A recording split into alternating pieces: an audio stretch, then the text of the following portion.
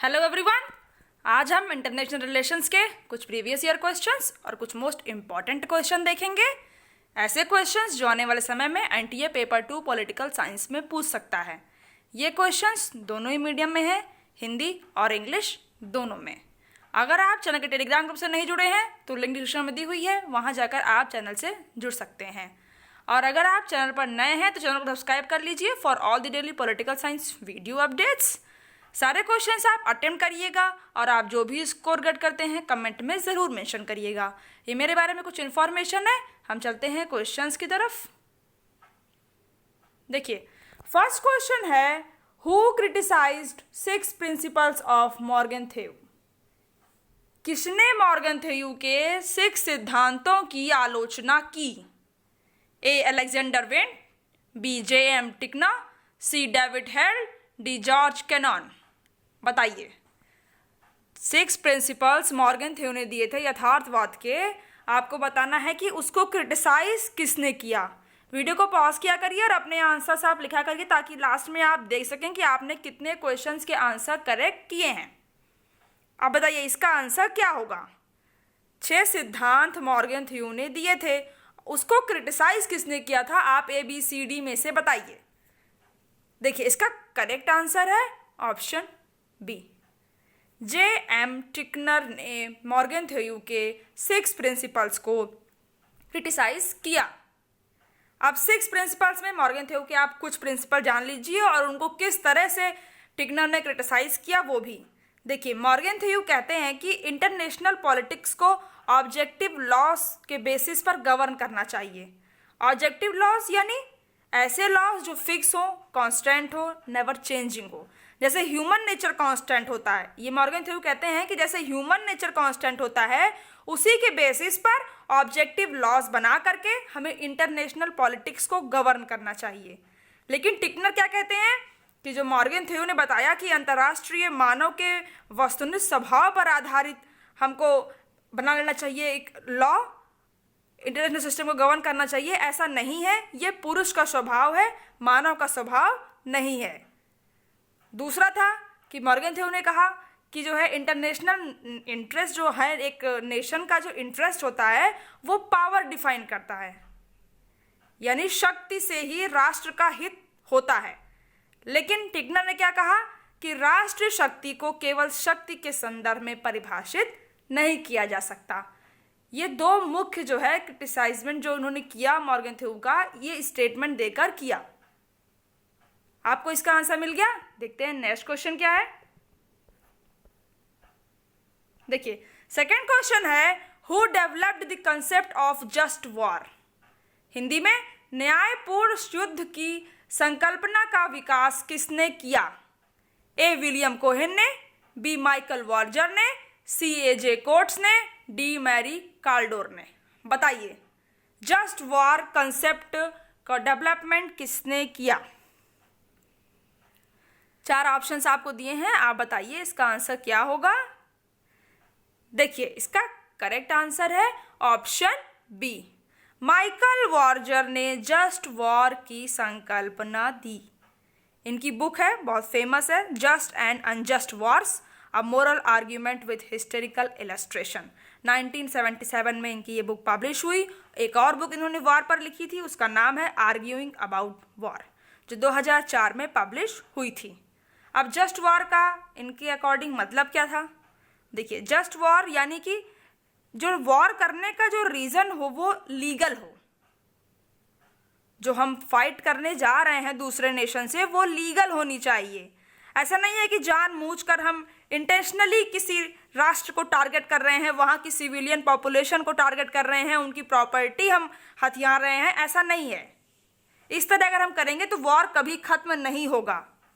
ये माइकल वॉर्जर जी की बात है कि हमें लीगली वॉर करना चाहिए, इलीगली नहीं कि हम ऐसे इंटेंशनली किसी सिविलियन पॉपुलेशन पर वो के साथ वॉर कर रहे हैं, उसकी प्रॉपर्टी हड़प ले रहे हैं, ऐसा नहीं है।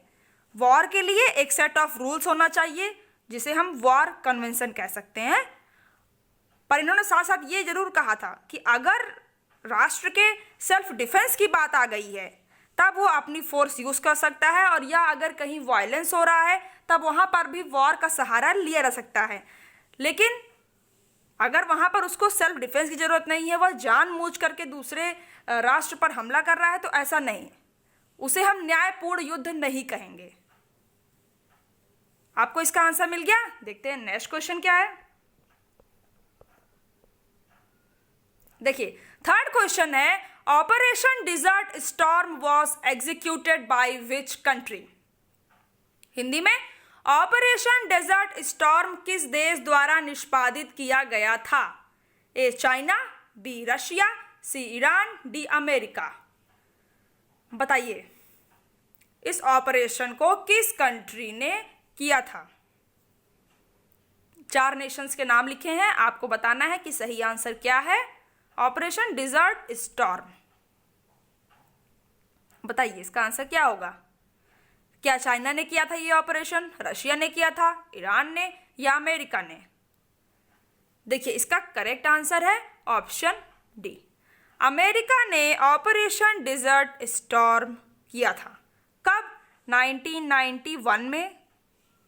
किस वक्त? जब गल्फ वॉर चल रहा था, खाड़ी युद्ध चल रहा था, तब अमेरिका ने मिलिट्री ऑपरेशन चलाया था। कहाँ पर? कुवैत में। किसके खिलाफ? इराक की फोर्स, सद्दाम हुसैन की लीडरशिप में इराकी फोर्स कुवैत को इन्वेड कर रही थी। इस वजह से कुवैत को डिफेंड करने के लिए अमेरिका ने अपनी मिलिट्री यहाँ भेजी और कोड नेम क्या था? ऑपरेशन डिजर्ट स्टॉर्म के तहत। क्योंकि जब कुवैत में हमला हुआ तब सऊदी अरबिया ने भी सपोर्ट मांगा यूएस से, नाटो से। बस फिर उस कुछ ही घंटों के बाद प्रेसिडेंट जॉर्ज बुश ने ये ऑर्डर दिया कि हमें अपनी मिलिट्री भेजनी चाहिए कुवैत की हेल्प के लिए और इराक की फोर्स को वहाँ से भगाने के लिए। यानी ऑपरेशन डिजर्ट स्टॉर्म अमेरिका ने कंडक्ट किया था। आपको इसका आंसर मिल गया। देखते हैं नेक्स्ट क्वेश्चन क्या है। देखिए फोर्थ क्वेश्चन है, what type of weapon was designed by the Manhattan project. Hindi में मैनहट्टन परियोजना द्वारा किस प्रकार का हथियार डिजाइन किया गया था? ए एयरक्राफ्ट कैरियर का, बी गटिंग गन का, C high power laser, D atomic bomb. बताइए मैनहट्टन प्रोजेक्ट में किस वेपन को डिजाइन किया गया था? अब आप इसका आंसर बताइए क्या होगा।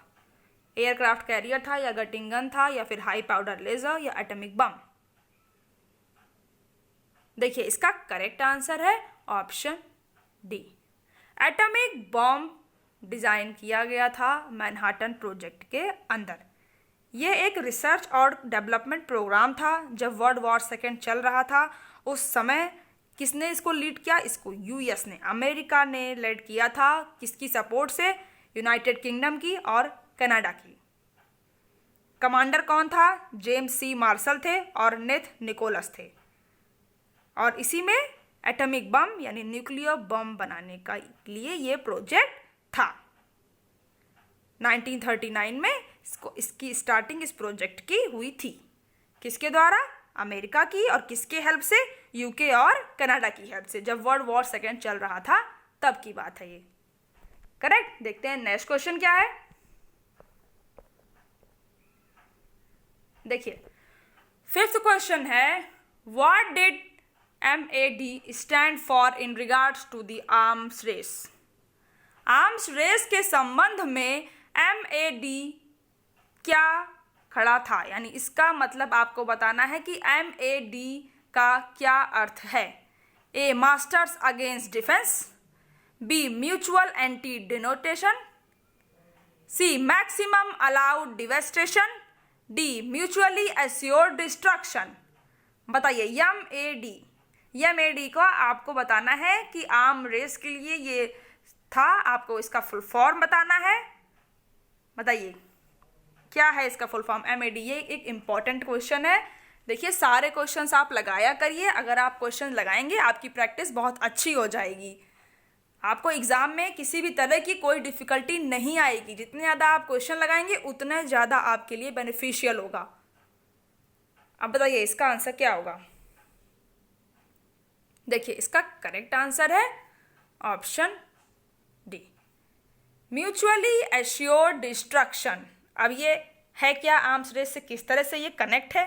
देखिए, ये एक थियोरी थी, ये बेस्ड है कि न्यूक्लियर वेपन बहुत डिवेस्टिंग होते हैं, यानी बहुत ज़्यादा उससे नुकसान होता है, और अगर कोई भी गवर्नमेंट इसका यूज़ करेगी तो जो दूसरा नेशन है अगर उसके पास भी न्यूक्लियर वेपन है तब बहुत ज़्यादा खतरा पैदा हो जाएगा। इससे क्या होगा, कोई साइड न्यूक्लियर वेपन यूज़ ही ना करे तो अच्छा है, और अगर यूज़ करेगी तो ना कोई साइड जीतेगी और ना कोई साइड सरवाइव करेगी। यही इस थियरी का मेन मीनिंग है कि हमें परमाणु शक्ति जो संपन्न राज्य हैं उनके बीच में अगर युद्ध हुआ तो अगर न्यूक्लियर वेपन का यूज हो जाएगा तो वहाँ पर विनाश का खतरा हो जाएगा। इसलिए दो न्यूक्लियर वेपन राज्यों के बीच में युद्ध संभव ना हो तब अच्छा है। अब इस वर्ड को दिया किसने?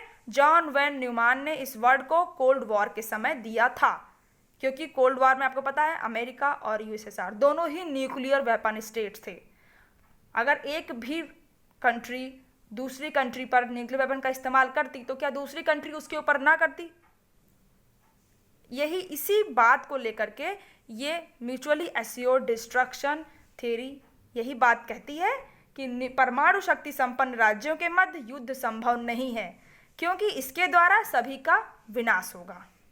करेक्ट, आपको इसका आंसर मिल गया। देखते हैं नेक्स्ट क्वेश्चन क्या है। देखिए, सिक्स्थ क्वेश्चन है, besides US and Soviet union which other countries had nuclear bomb during cold war. Hindi में, अमेरिका और सोवियत संघ के अलावा किन अन्य देशों के पास शीत युद्ध के दौरान परमाणु बम था? ए जर्मनी कनाडा इंडिया के पास, बी जापान मैक्सिको आयरलैंड के पास, C France Great Britain and China के पास, D China Japan and Vietnam के पास। आपको यहाँ पर बताना है कि अमेरिका और सोवियत यूनियन के अलावा वो कौन से देश थे जिनके पास न्यूक्लियर बॉम्ब था कोल्ड वॉर के समय। ए बी सी डी में आपको पेयर्स में तीन तीन कंट्रीज दी हुई हैं, आपको बताना है कि इसका करेक्ट आंसर क्या होगा। क्या जर्मनी कनाडा इंडिया के पास कोल्ड वॉर के समय न्यूक्लियर बॉम्ब थे? जापान मैक्सिको आयरलैंड के पास थे, या फ्रांस ग्रेट ब्रिटेन और चाइना के पास, या फिर चाइना जापान और वियतनाम के पास? किसके पास न्यूक्लियर बॉम्ब कोल्ड वॉर के समय था? किसने कोल्ड वॉर के समय परमाणु बम विकसित कर लिया था? उसका टेस्ट भी वो कर चुके थे, आपको बताना है। देखिए, इसका करेक्ट आंसर है option C, France Great Britain और चाइना, इनके पास न्यूक्लियर बॉम्ब कोल्ड वॉर के समय थे, इंक्लूडिंग अमेरिका और सोवियत यूनियन। इनके पास कोल्ड वॉर के समय न्यूक्लियर बॉम्ब थे। First nuclear weapon test UK ने कब किया था? 1952 में। फ्रांस ने कब किया था? 1960 में। और चाइना ने कब किया? 1964 में। करेक्ट, आपको इसका आंसर मिल गया। देखते हैं नेक्स्ट क्वेश्चन क्या है। देखिए, सेवेंथ क्वेश्चन है, which of the following are reasons for India not been a part of NSG nuclear supplier group. निम्नलिखित में से कौन सा कारण है कि भारत NSG का हिस्सा नहीं है? फर्स्ट है, India did not sign the CTBT, Bharat ने CTBT पर हस्ताक्षर नहीं किए हैं। Second, India did not sign the NPT, Bharat ने NPT पर हस्ताक्षर नहीं किए। Third, India carried out nuclear test in 1998, Bharat ने 1998 में परमाणु परीक्षण किया। बताइए कि क्या कारण है कि भारत NSG का हिस्सा नहीं है? फर्स्ट और थर्ड कारण है, या केवल सेकंड कारण है, या फर्स्ट एंड सेकंड ओनली, या फिर सारे ही इस चीज का कारण है कि भारत NSG का मेंबर नहीं है? All of the above. बताइए अब इसका आंसर क्या होगा। NSG की मेंबरशिप होने के लिए क्या ज़रूरी है? अगर आपको ये पता हो तब आप इस क्वेश्चन का आंसर करेक्ट कर सकते हैं। आपने सीटीबीटी भी पढ़ा, आपने एनपीटी भी पढ़ा, आप एनएसजी भी पढ़े होंगे। आप बताइए कि इसका आंसर क्या होगा। देखिए, इसका करेक्ट आंसर है option B. India did not sign the NPT. भारत ने एनपीटी पर हस्ताक्षर नहीं किए हैं, इसी वजह से भारत एनएसजी का हिस्सा नहीं है। एनएसजी कब एस्टैब्लिशमेंट हुआ इस ग्रुप का बताइए। इंडिया ने जब न्यूक्लियर टेस्ट किया 1974 में, उसके बाद एनएसजी बना था। और इसका यही इम्पॉर्टेंट पॉइंट है, प्रावधान है इसमें कि जिन देशों ने एनपीटी पर हस्ताक्षर किए हैं उन्हीं को ये न्यूक्लियर वेपन और टेक्निक प्रोवाइड्स करेंगे और वही इसका मेंबर बन सकते हैं।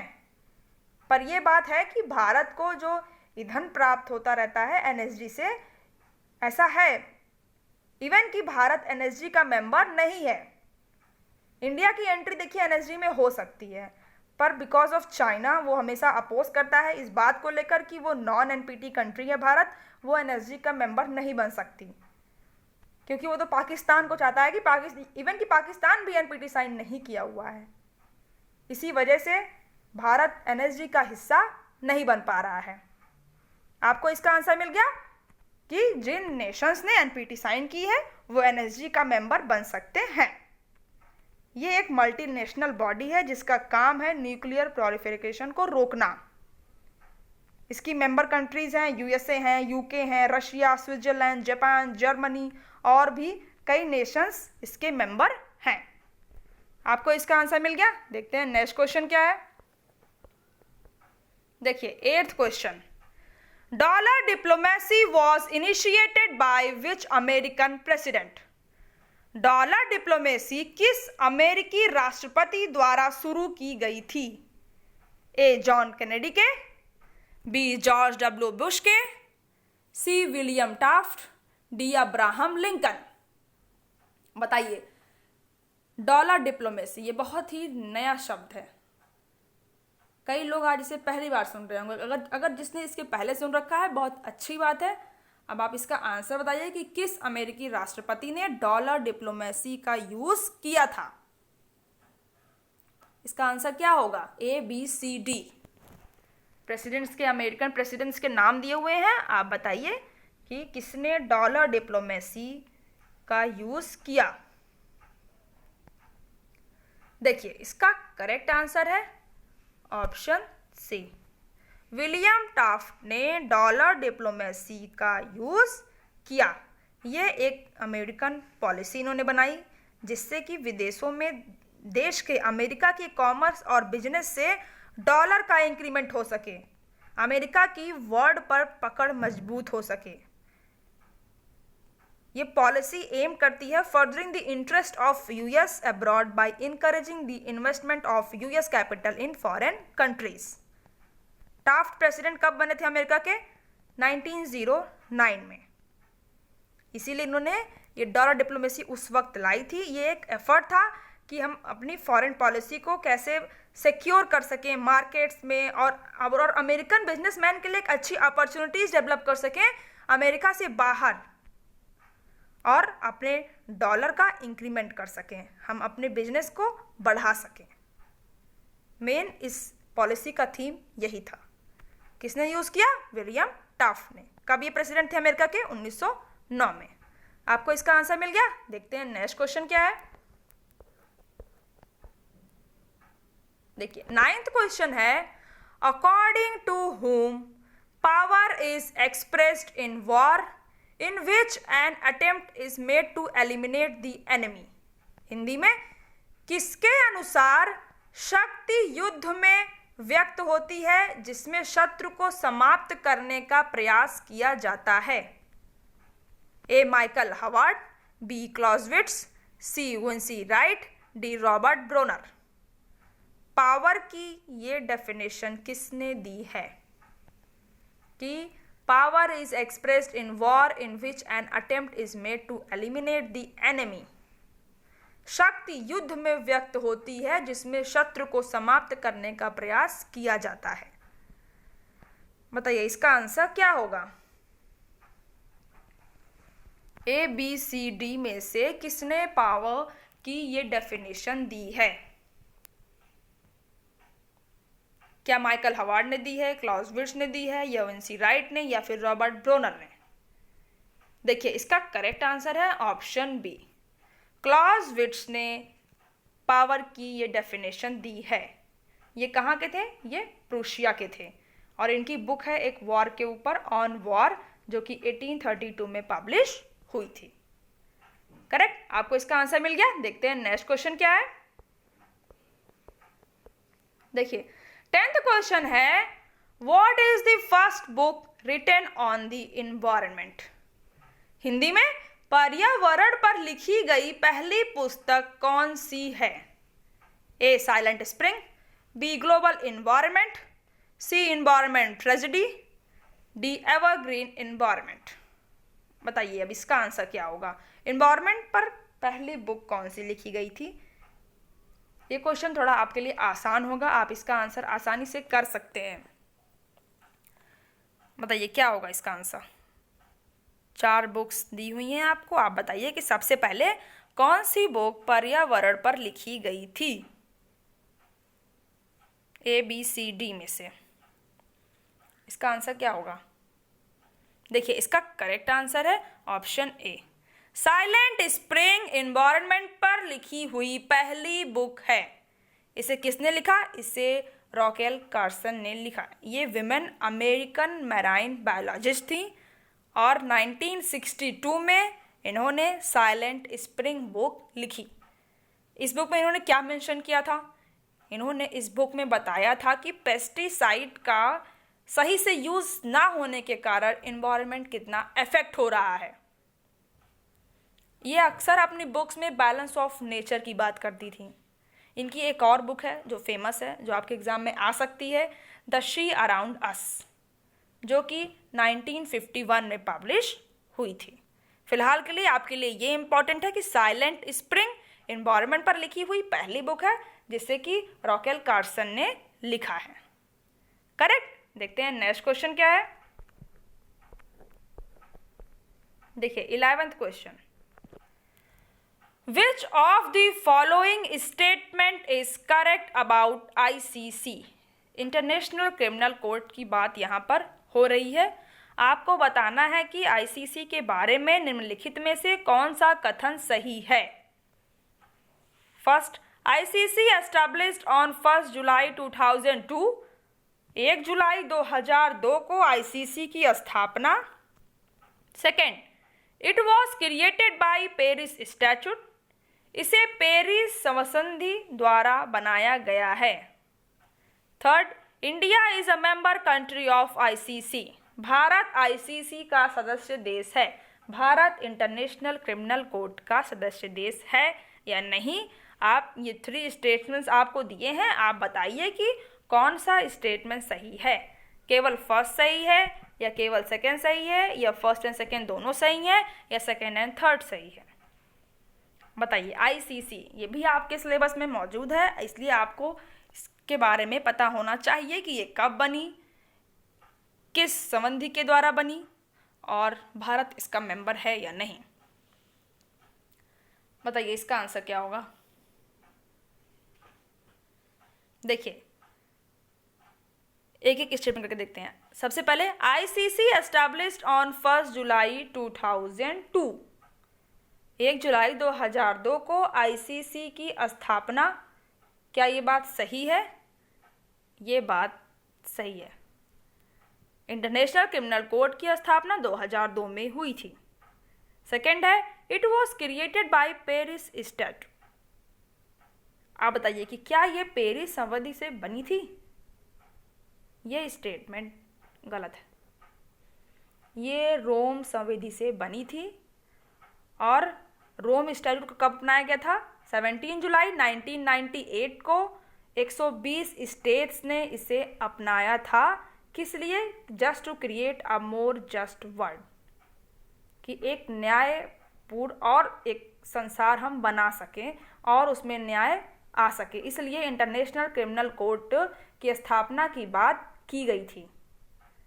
थर्ड है India is a member country of ICC. क्या भारत इसका मेंबर है? नहीं, ये स्टेटमेंट गलत है। भारत आईसीसी का मेंबर नहीं है। 124 कंट्रीज इसकी मेंबर हैं, जिसमें भारत नहीं है, अमेरिका नहीं है, चाइना भी नहीं है। अब इसका आंसर क्या हो जाएगा? A, only first statement is correct about ICC. अब आईसीसी का हेडक्वार्टर कहाँ है? हेग, नीदरलैंड में। ये वर्ल्ड का फर्स्ट परमानेंट इंटरनेशनल कोर्ट है। इसके 4 ऑर्गन्स हैं, आपको पता होना चाहिए, इंपॉर्टेंट ऑर्गन्स हैं इनके। प्रेसिडेंसी है, जुडिशियल डिवीजन है, ऑफिस ऑफ प्रोसिक्यूटर है और रजिस्ट्री है। इसका काम क्या है? देखिए, ये इन्वेस्टिगेट करती है, चार्ज करती है serious and grave crimes such as genocide, crime against humanity, war crimes and crimes of aggression. ये आईसीसी के मेन काम हैं और इसको गवर्न करा जाता है इस ट्रीटी से। इसका क्या नाम है? रोम स्टैट्यूट। पेरिस नहीं है, यहाँ पर गलत मेंशन है।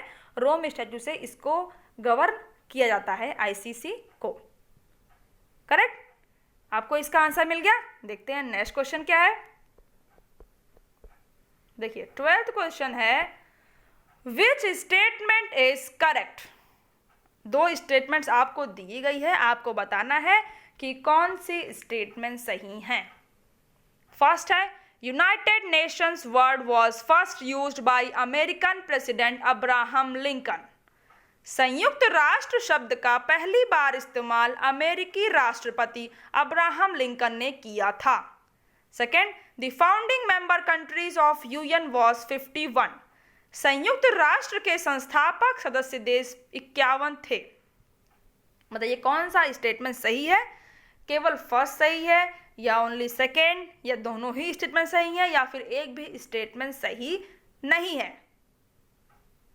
बताइए। अब इसका आंसर बहुत बहुत आसानी से आप बता देंगे, क्योंकि यूएन आप बहुत पढ़ते हैं एज आई से आई कि आप हमेशा यूनाइटेड नेशन से ही शुरुआत करते हैं ऑर्गेनाइजेशन की, और बहुत कॉमन टॉपिक है, बहुत पहले से आप पढ़ते चले आ रहे हैं। आप इसका आंसर आसानी से कर सकते हैं विद इन अ सेकेंड। बताइए इसका आंसर क्या होगा? संयुक्त राष्ट्र शब्द का पहली बार इस्तेमाल अब्राहम लिंकन जी ने किया था। क्या ये स्टेटमेंट सही है? देखिए ये स्टेटमेंट गलत है। यूनाइटेड नेशंस वर्ड का first time use Abraham Lincoln ने नहीं किया था, US president Franklin D Roosevelt ने किया था। कब? यूएन के डिक्लेरेशन के समय 1942 में, जब सेकेंड वर्ल्ड वॉर चल रहा था, जहां पर 26 नेशंस के रिप्रेजेंटेटिव मिले थे और उन्होंने ही ये प्लेज किया था कि हमारी गवर्नमेंट कंटिन्यू करेगी अपनी फाइट को अगेंस्ट द एक्सिस पावर्स। कुल 26 नेशंस ने इस पर साइन किया था यूएन के डिक्लेरेशन पर। अब यूएन फॉर्मली कब बन गया? 24 अक्टूबर 1945 को। किस लिए? To promote the international cooperation. अब सेकेंड स्टेटमेंट क्या है? The founding member countries of UN was 51। ये स्टेटमेंट सही है?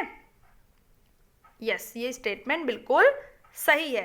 51 मेंबर संयुक्त राष्ट्र के संस्थापक सदस्य हैं, जैसे यूएसए है, सोवियत यूनियन है, फ्रांस है, यूके है और भी कई नेशंस यूएन के फाउंडिंग मेंबर हैं। अब इसका आंसर क्या हो गया? Only second statement is correct. देखते हैं नेक्स्ट क्वेश्चन क्या है।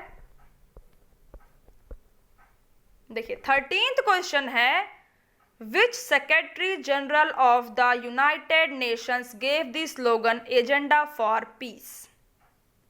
हिंदी में, संयुक्त राष्ट्र संघ के किस महासचिव ने एजेंडा फॉर पीस का नारा दिया? ए बान की मून ने, बी कोफी अन्नान ने, सी बाउट्रस घाली ने, डी कुर्ट वाल्डेम ने। बताइए। चारों ही सेक्रेटरी जनरल हैं यूएन के। आपको बताना है कि ये स्लोगन किसने दिया एजेंडा फॉर पीस का। बान की मून ने दिया, या कोफी अन्नान ने, या बाउट्रस घाली ने, या फिर कुर्ट वाल्डेन ने। इसका आंसर क्या होगा? बताइए।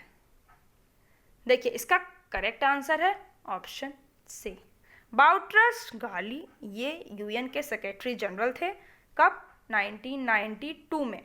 इन्होंने एक डॉक्यूमेंट पब्लिश किया था, उसमें बात थी कि यूएन का रोल कैसा होना चाहिए, इसकी चर्चा इन्होंने इस डॉक्यूमेंट में की थी।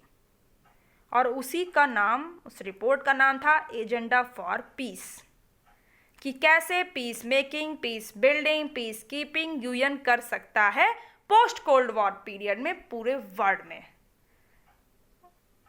करेक्ट?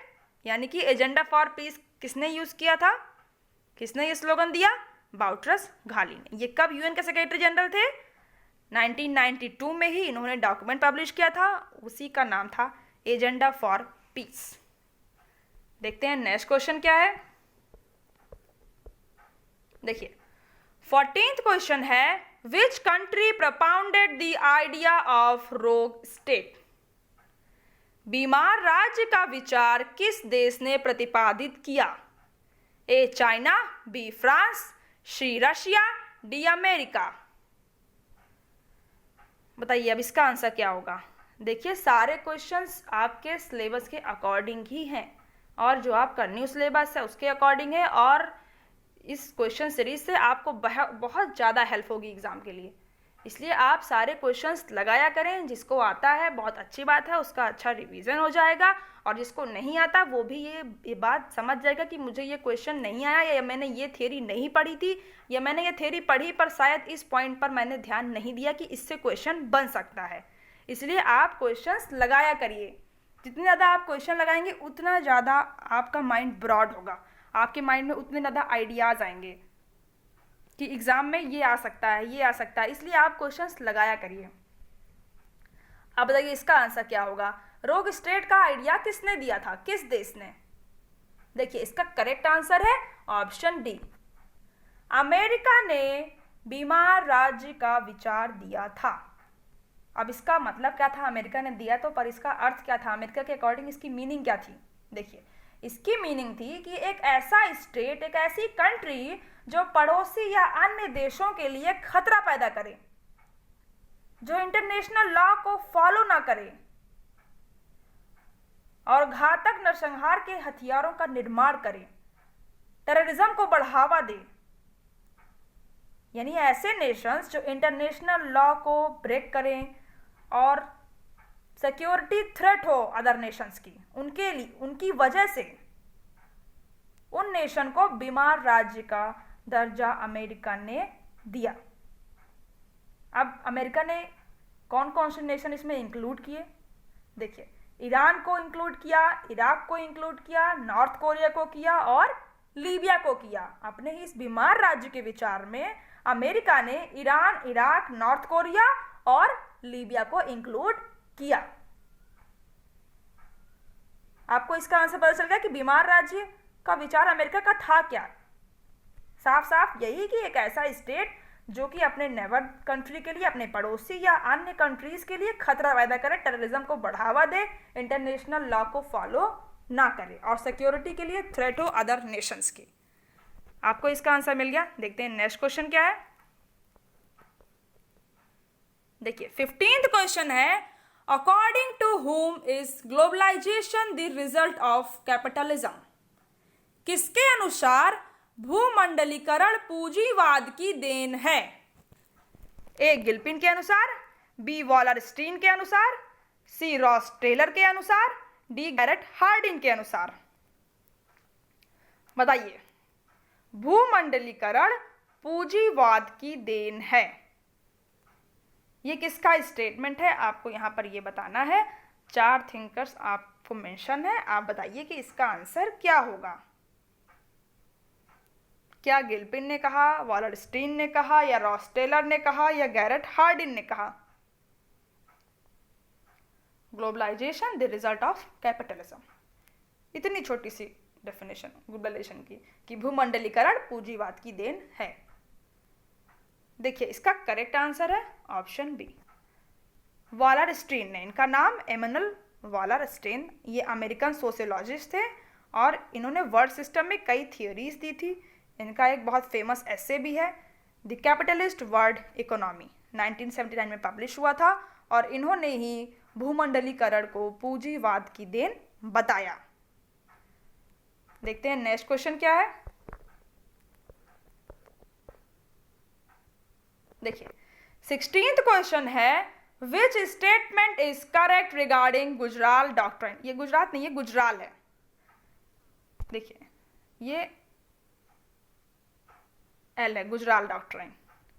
अब बताना है आपको कि गुजराल डॉक्ट्राइन के अकॉर्डिंग कौन सी बात सही है। ए है, it is set of 4 principle to that the foreign relation of India with neighbour. यह 4 सिद्धांतों का एक सेट है जो पड़ोसी के साथ भारत के विदेशी संबंधों को दर्शाता है। B, the doctrine was created by Inder Kumar Gujral in September 1998। यह सिद्धांत कुमार गुजराल ने सितंबर 1998 में बनाया था। केवल ए सही है या केवल बी सही है या दोनों सही है या फिर एक भी सही नहीं है। गुजराल डॉक्ट्राइन बताइए, आपकी फॉरेन पॉलिसी की यूनिट में ये एक इम्पॉर्टेंट डॉक्ट्राइन है। इससे क्वेश्चन आ चुका है कई बार और आ भी सकता है। अब आप बताइए कि इसका आंसर क्या होगा। अगर आपने गुजराल डॉक्ट्राइन पढ़ा होगा तो आप इसका आंसर कर सकते हैं। एक एक स्टेटमेंट देखिए, पहले ए देखिए फिर बी देखिए और सोचिए कि क्या आपने गुजराल डॉक्ट्राइन में ये पढ़ा था। देखिए पहला स्टेटमेंट क्या कह रहा है, it is a set of 4 principle to that the foreign relation of India with neighbour. ये 4 सिद्धांतों का सेट है। क्या ये बात सही है गुजराल डॉक्ट्राइन के बारे में? नहीं, ये गलत है। 4 प्रिंसिपल नहीं थे, 5 प्रिंसिपल्स थे। ये बात है कि पड़ोसी के साथ भारत के विदेश संबंध को ये दर्शाता है, पर इसमें 4 नहीं 5 सिद्धांत थे। बी है, the doctrine was created by Inder Kumar Gujral in September 1998। क्या ये 1998 में बनाया गया था? क्या आपने ये पढ़ा है गुजराल डॉक्ट्राइन के बारे में कि ये डॉक्ट्राइन 1998 में आई थी? नहीं, ये गलत है। ये कब आई थी? सितंबर 1996 में, 1996 सितंबर में गुजराल डॉक्ट्राइन आई थी। तो अब इसका आंसर क्या हो जाएगा? 4th, none of the above statements are correct regarding Gujral doctrine. आपको यहां पर 2 बात पता चल गई कि 5 प्रिंसिपल्स थे और सितंबर 1996 में ये आया था। और किसने बनाया था? इंदर कुमार गुजराल। अब ये उस समय थे क्या? ये एक्सटर्नल अफेयर्स के यूनियन मिनिस्टर थे। उस समय गवर्नमेंट थी एस.डी. देवगौड़ा की और उनके अंदर ये कैबिनेट में मंत्री थे एक्सटर्नल अफेयर्स के। अब 5 प्रिंसिपल्स क्या क्या थे?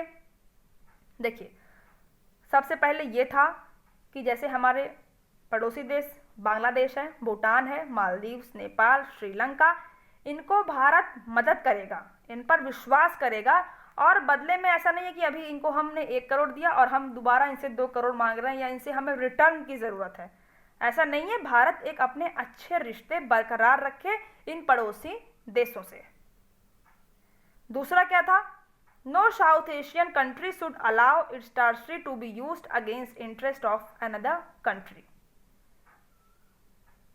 यानी कि किसी भी दक्षिण एशियाई देश में उसकी जो लैंड है उसका यूज किसी और दक्षिण एशियाई देश के अहित के लिए नहीं होगा। तीसरा था कि no country should interfere in internal affair of the country another country. यानी कि अगर बांग्लादेश में कुछ अंदर कोई घटना हो रही है, कोई इंसिडेंट हो रहा है, तो उसमें और जो भी नेशंस हैं वो इंटरफेयर नहीं करेंगे अगर वो उसका इंटरनल मैटर है तो। चौथा था कि all south Asian countries should respect each other territorial integrity and sovereignty. एक दूसरे जितने भी साउथ दक्षिण एशियाई देश हैं वो एक दूसरे की संप्रभुता का सम्मान करेंगे। और लास्ट था कि they should settle all their disputes through peacefully bilateral negotiation. यानी कि द्विपक्षीय वार्ता से जो भी विवाद एक दूसरे राष्ट्रों के बीच होगा वो सुलझा लिए जाएंगे। ये 5 प्रिंसिपल्स गुजराल डॉक्ट्राइन में थे। किसने दिया था? आई.के. गुजराल ने, इंदर कुमार गुजराल ने। कब दिया? सितंबर 1996 में। ये एक्सटर्नल अफेयर मिनिस्टर थे एस.डी. देवगौड़ा की गवर्नमेंट में। आपको इसका आंसर मिल गया। देखते हैं नेक्स्ट क्वेश्चन क्या है। देखिए 17th क्वेश्चन है, IMF is an agency charge with providing. IMF प्रदान करने वाली एजेंसी है A technical assistance to stock market and financial market problems, share बाजार और वित्तीय बाजार की समस्याओं के लिए तकनीकी सहायता, B loans for post world war second reconstruction, द्वितीय विश्व युद्ध के बाद के पुनर्निर्माण के लिए ऋण, C short term credit for international balance of payment deficits, भुगतान की कमी के अंतर्राष्ट्रीय संतुलन के लिए अल्पावधि क्रेडिट, या D providing loan to individual for welfare of society, समाज के कल्याण के लिए व्यक्ति को ऋण प्रदान करना।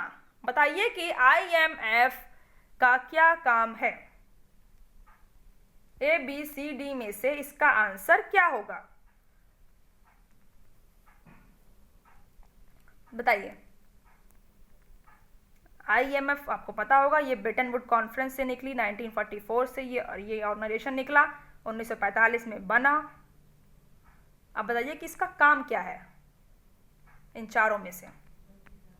देखिए इसका करेक्ट आंसर है ऑप्शन सी, भुगतान की कमी के अंतर्राष्ट्रीय संतुलन के लिए अल्पावधि क्रेडिट। ये IMF का काम है।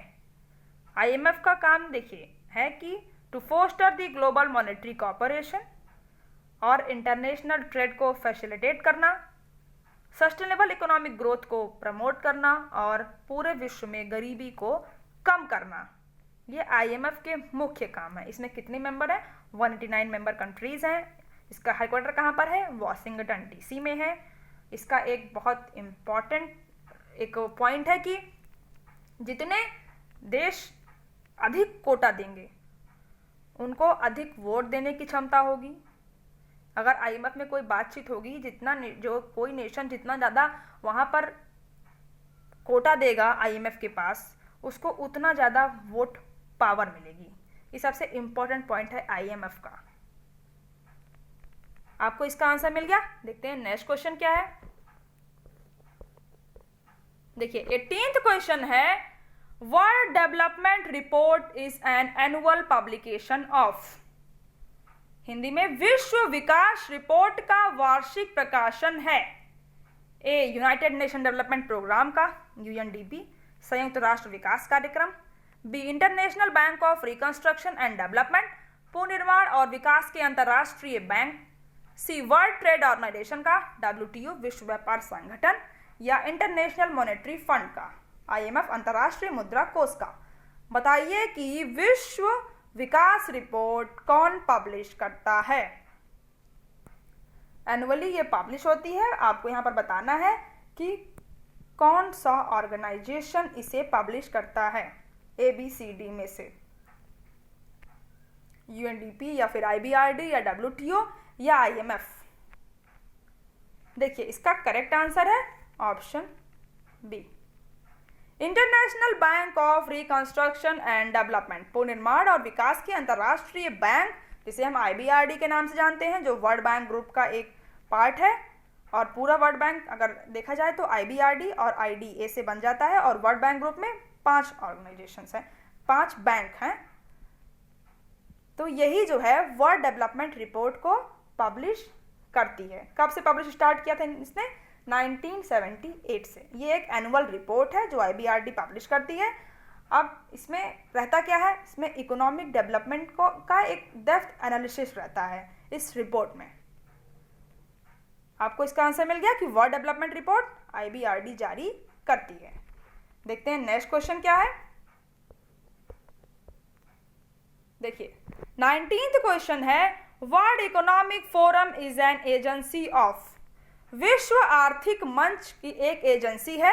ए यूनाइटेड नेशंस ऑर्गेनाइजेशन की, संयुक्त राष्ट्र संघ की, या बी US बेस्ड ऑर्गेनाइजेशन, अमेरिका स्थित संगठन, या C an NGO, D organisation formed by South Asian countries, दक्षिण एशियाई देशों द्वारा गठित संगठन। बताइए कि वर्ल्ड इकोनॉमिक फोरम क्या है? ABCD में से 4 ऑप्शन आपको दिए हुए हैं। आप बताइए वर्ल्ड इकोनॉमिक फोरम क्या है? विश्व आर्थिक मंच। देखिए इसका करेक्ट आंसर है ऑप्शन सी, ये एक एनजीओ है, नॉन प्रॉफिट ऑर्गेनाइजेशन है, जिसे फाउंड किया क्लास श्वाब ने। कब फाउंड हुआ था ये? 1971 में। इसका हेडक्वार्टर कहाँ है? स्विट्जरलैंड में। इसका मिशन क्या है? इसका मिशन है कि ये कमिटेड है improving the state of world by engaging business, political, academic and other leaders of society to shape global, regional and industry agenda। यहाँ पर वर्ल्ड के टॉप लीडर्स कलेक्ट होते हैं, बड़े बड़ी कंपनीज के सीईओ कलेक्ट होते हैं और डिस्कशन होता है इनका। जनरली हर ईयर के बिगिनिंग में ये ऑर्गेनाइज होती है। रिसेंटली जनवरी 2020 में ये डावोस में हुई थी इसकी मीटिंग।